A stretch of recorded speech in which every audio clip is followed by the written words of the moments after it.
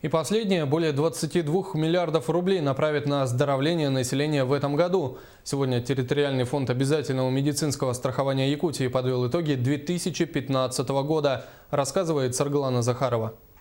Каждый человек как минимум раз в год обращается в медицинское учреждение, будь то медосмотр или стандартный прием к врачу.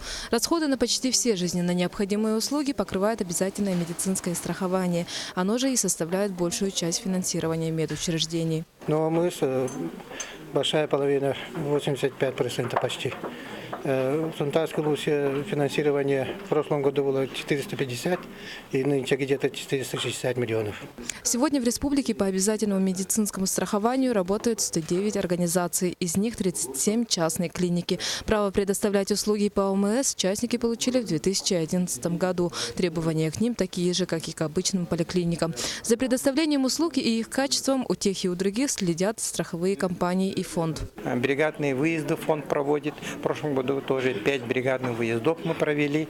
В этом году запланировано 6 бригадных выездов, кустовые семинары. Кроме этого мы проводим видеоконференции, одиночные выезды, проверочные. То, что финансирование мы направляем через страховые компании и проверяем, как они используются на местах нашими медицинскими организациями. Отметим, в среднем по республике за 2015 год финансовое обеспечение одного застрахованного жителя за счет средств обязательного медицинского страхования составил 21 373 рубля. В этом году эта сумма увеличится до 21 730 рублей. Саргалана Захарова, Гаврил Дечков, НВК Саха, Якутск.